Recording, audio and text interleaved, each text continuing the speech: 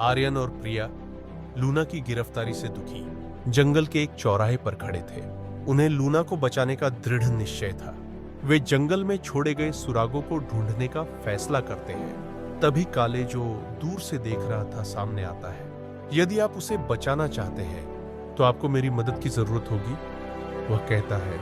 आर्यन और प्रिया हिचकिचाते हैं, लेकिन उनके पास उस पर भरोसा करने के अलावा कोई विकल्प नहीं है। काले की दिशा निर्देशों के अनुसार वे दोनों जंगल में गहराई से जाते हैं। रास्ते में वे कई जादुई फंदों और पहेलियों का सामना करते हैं। एक पहेली यह थी, मैं बिना मुंह के बोलता हूं और बिना कान के सुनता हूं। मेरा कोई शरीर नहीं है, लेकिन मैं हवा के साथ जीवित हो जाता हूं। मैं कौन हूं?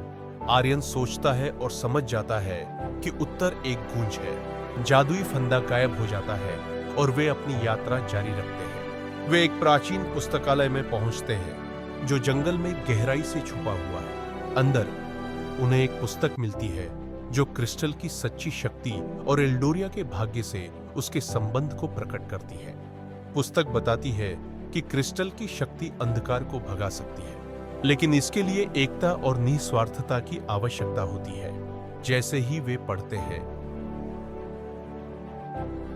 उन्हें शैडो जादूगर द्वारा छोड़ा गया एक छुपा हुआ संदेश मिलता है, जिसमें संकेत मिलता है कि उनके बीच एक धोखेबाज है। तनाव बढ़ता है जब आर्यन और प्रिया इस संदेश को समझने की कोशिश करते हैं। काले का व्यवहार संदिग्ध हो जाता है, जिससे संदेह और डर बढ़ जाता है। अचानक छिपा हुआ धोखेबाज सामने आ जाता है। यह वही जंगल संरक्षक था जिसे वे पहले मिले थे। संरक्षक उन पर हमला करता है और एक भयंकर लड़ाई होती है।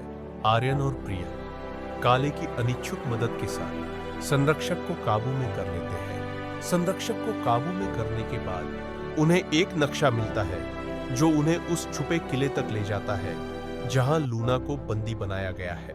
लूना को बचाने के लिए वे अपने मिशन पर निकल पड़ते हैं। किले का रास्ता खतरों से भरा होता है, जिसमें जादुई फंदे और खतरनाक इलाके शामिल होते हैं। आर्यन और प्रिया को अपनी सभी कौशलों का उपयोग करना पड़ता है।